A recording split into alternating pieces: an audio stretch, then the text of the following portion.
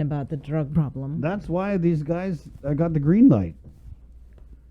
I mean, dude, if I'm out there and I'm involved in like bringing drugs into the prison, why am I gonna be scared? The only thing I'm gonna be scared of is the federal government, because local government is not doing a damn thing, really. 8:20. Okay, I just switch gears here real quick before I get attacked again. Bring on the FSM Association of Guam. On this Friday, our friend Cass Nakamura. Where's Teresa Philippin? Hey, good morning, Cass. Unmute. Okay. Cass here, he's the president of the FSM Association of Guam. And we're bringing him on because the Department of Public Health and Social Services is doing an outreach, rapid engagement testing tomorrow at Santa Ana, and they're also doing a vaccination town hall. And this is kind of geared specifically towards the FSM community. And so we wanted to get Cass on here to kind of put the message out. And well, the comments are coming, and we'll go into the comments on this whole port thing after this interview. Cass, good morning, and thanks for joining us. Cass. Sure. Hi, good morning. Good morning. Thanks for joining us. You're welcome, Chris. We're glad to have you, Cass. So let's just get right into it. So there's a vaccination town hall going on tomorrow. How involved is your organization in letting people in those communities know about this vaccination town hall and the rapid engagement testing?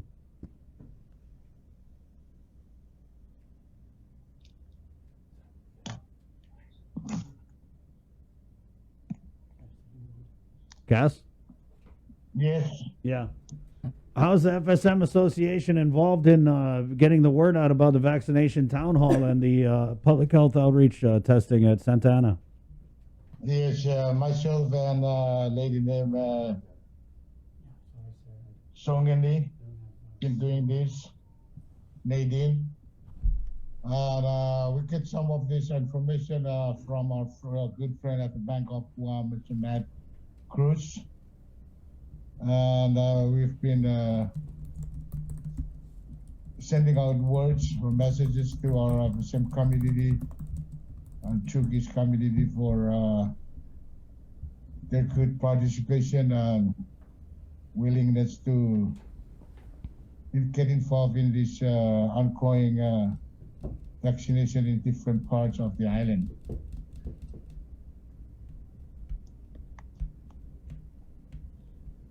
And what are the people saying, Cass? Yes, yeah, there are some have mixed feelings or talk about what's going on, because some they say they went down to the Southern clinic, but they went when they get there, the 2 hours limit of time are already expired. So what they were asking mainly is about what to bring to those sites, and what if they already had this COVID-19, are they going to take this shot or not? Right. So these are some of those questions that we want to get clarification through tomorrow town hall meeting with our consul general, some of the FSM community leaders, and several doctors that are already pledged that they will be available tomorrow. Cass, when we talked to public health, they said that they were concerned about the low numbers of those from the FSM community coming to get vaccinated, because I know you have a lot who are over 60 and meet the criteria. Why do you think that is? Excuse me? Why do you think we're seeing low numbers from the FSM community for vaccinations? That's according to public health, Cass. It's either by miscommunication or they're not sure of what to bring and all those important things that it's associated with coming to the sites and what to bring. I'm not quite sure about the turnout. Right. We're going to bring on Teresa Philippin, the Consul General of the FSM for Guam. Good morning. Hold on, it's coming on.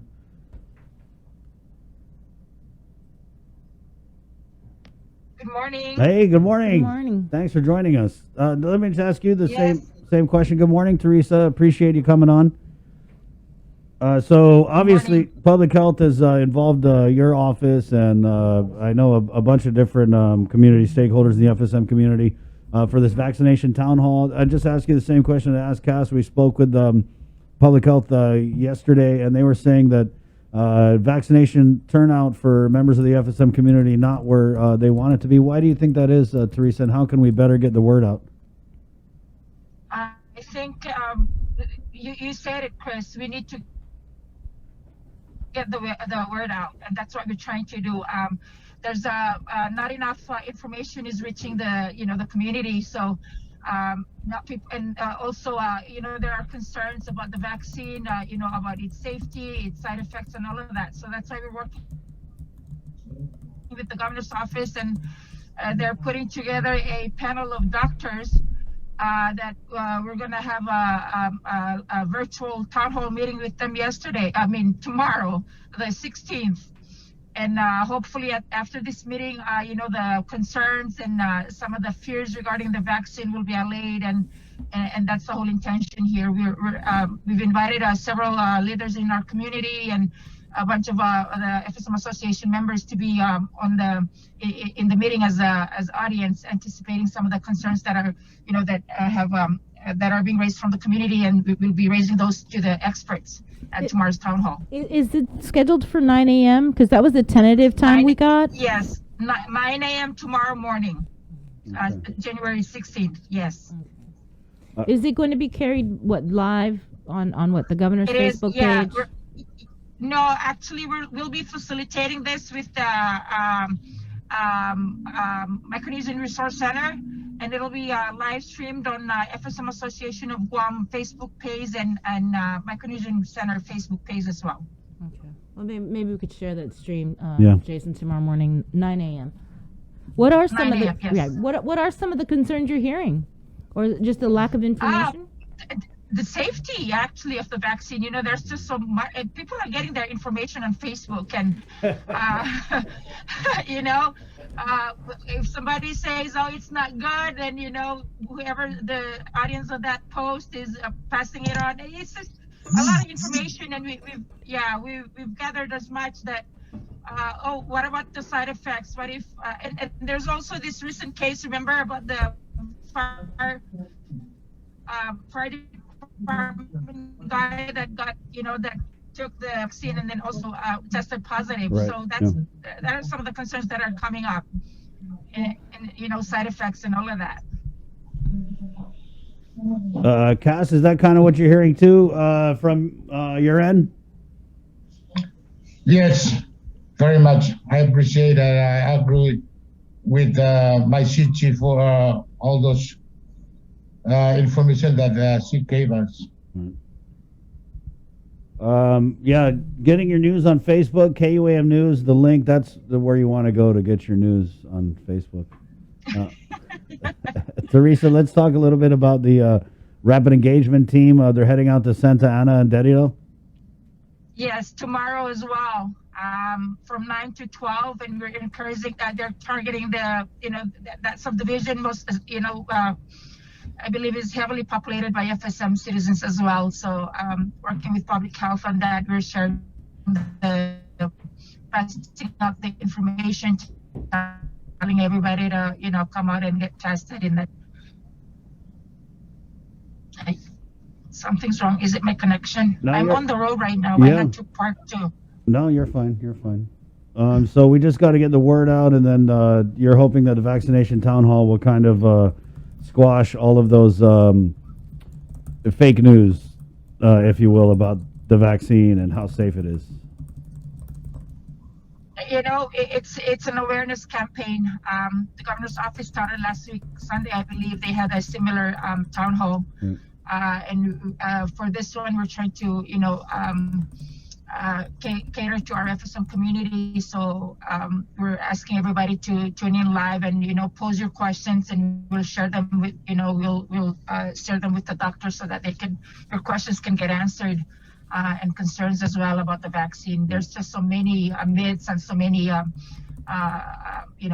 posts regarding this vaccine, and I'm sure it's scaring a lot of people.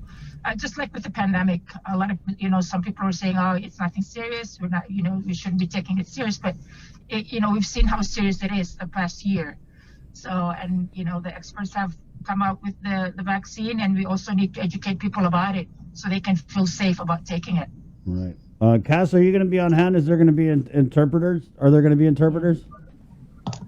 I'm not quite sure. But if they Cass always an interpreter. Has anyone that you guys are aware of in the FSM community gotten the vaccine?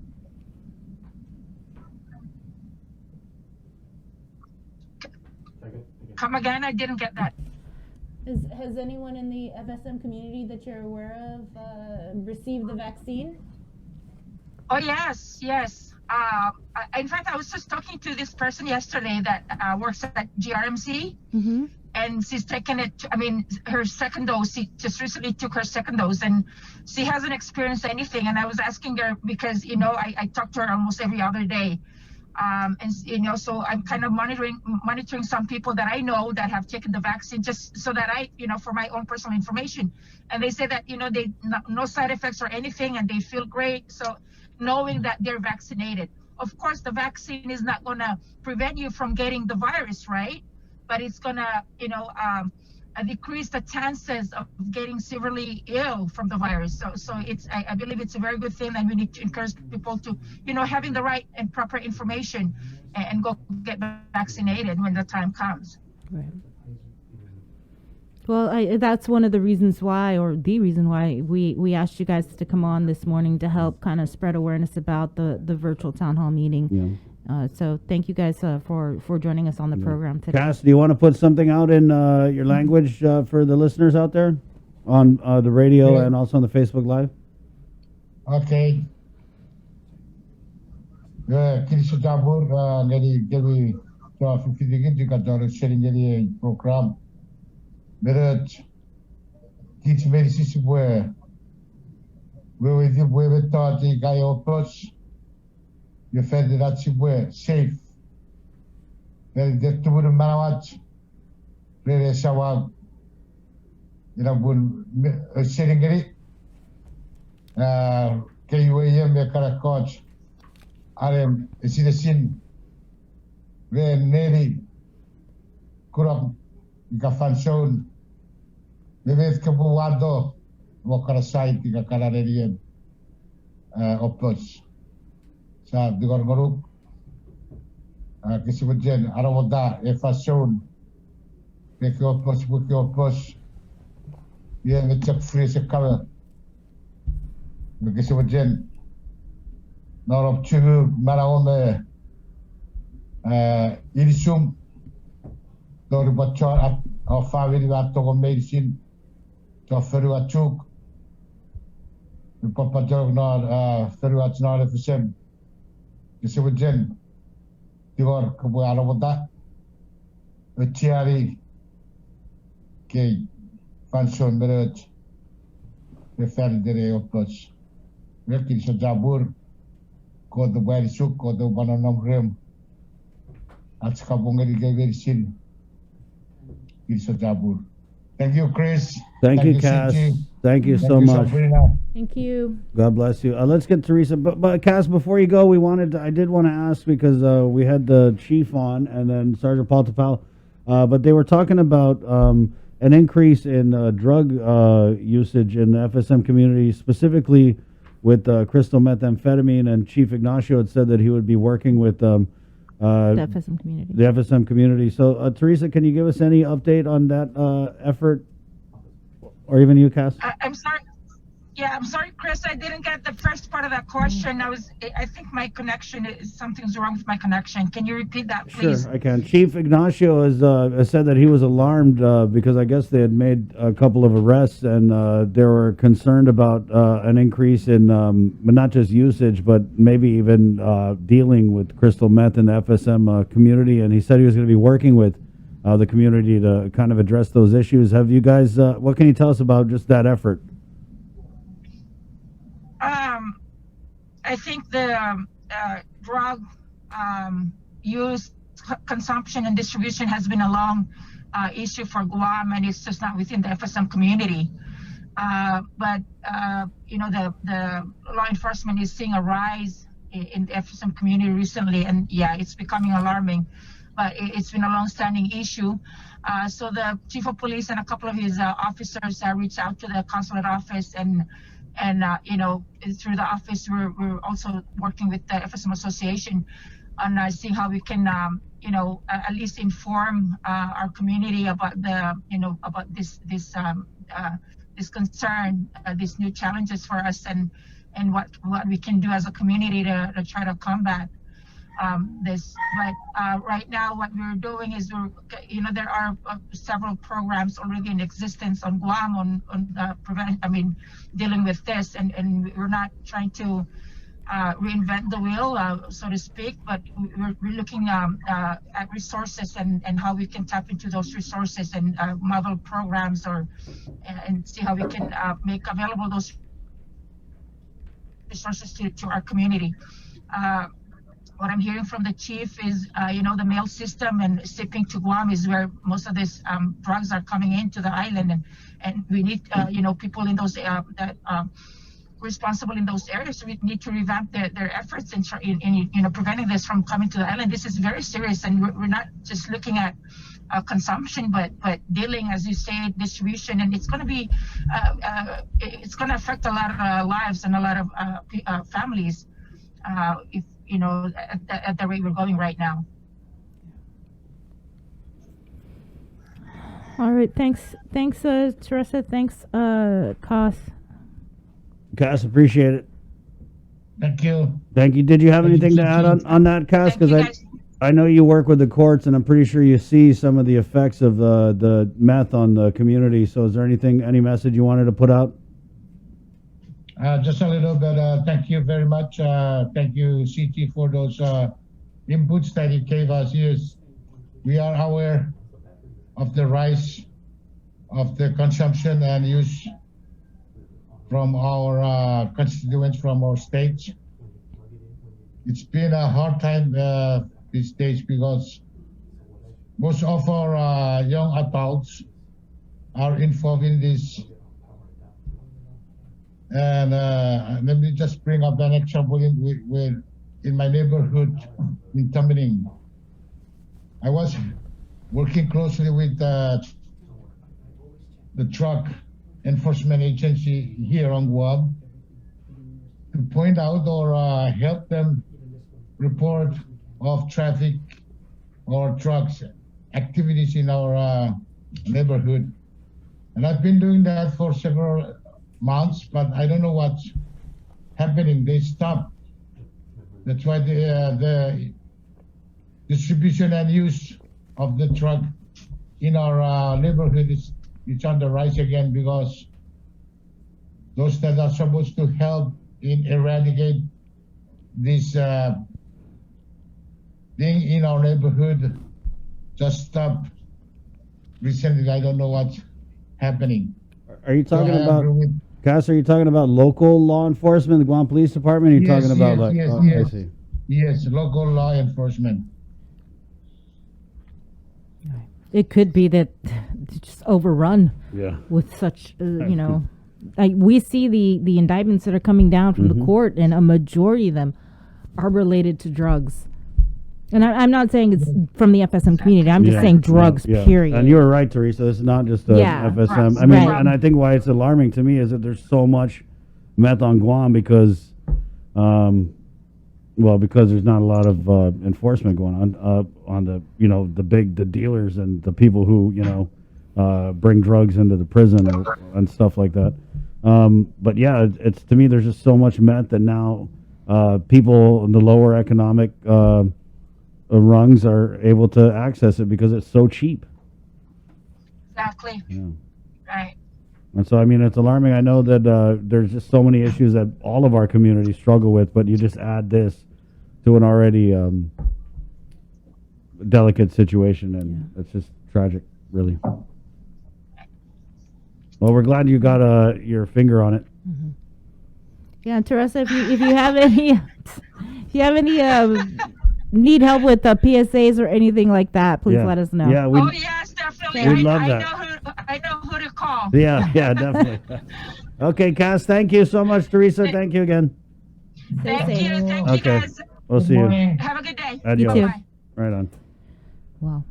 Virtual town hall meeting. I want to make sure nobody forgets that. Virtual town hall meeting tomorrow, 9 a.m. It will be carried on the FSM Community of Guam Facebook page, and I believe she said the Micronesia Alliance Facebook page. But we will of course share the link. That is at 9 a.m. Tomorrow. And that's the virtual town hall meeting to help spread awareness and information, dispel some of the confusion and rumors about the COVID vaccine. Right. And then they're also doing a rapid engagement team outreach to Santa Ana and Dedido. That's what's happening this weekend. We'll be back. We'll take a quick break, and we have Attorney General Levin Camacho coming on the show. And then we'll hear from the Guam Guard, as there were a bunch of the Guard that flew out to Washington, D.C. to be part of the security, as we're hearing in just so many national news reports about armed protests being planned on Inauguration Day. Yeah. Not just in D.C., but on, the speculation about other states' capitals. Right, yeah. And also there was President Biden announced a coronavirus relief package. I think it's 1.2 trillion or something. 1.9 trillion COVID relief plan, which calls for stimulus checks, unemployment support, and more. You want me to run through some of the points of it? Okay. Again, $1.9 trillion coronavirus rescue package. It's called the American Rescue Plan. It includes familiar stimulus measures with the goal of sustaining families and firms until vaccines are widely distributed. The current plan is the first of two major spending initiatives Biden will seek in the first few months of his presidency. Calls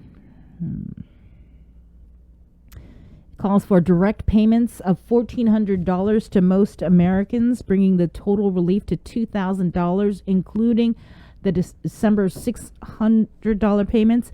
Increases the federal per-week unemployment benefit to $400 and extends it through the end of September. Increases the federal per-week unemployment benefit. I read that part. Increases the federal minimum wage to $15 per hour. Extending the eviction and foreclosure moratorium until the end of September. $350 billion in state and local government aid. $170 billion for K-12 schools and institutions of higher education. $50 billion toward COVID-19 testing, $20 billion toward a national vaccine program in partnership with states, localities, and tribes, making the child tax credit fully refundable for the year and increasing the credit to $3,000 per child, $3,600 for a child under age 6.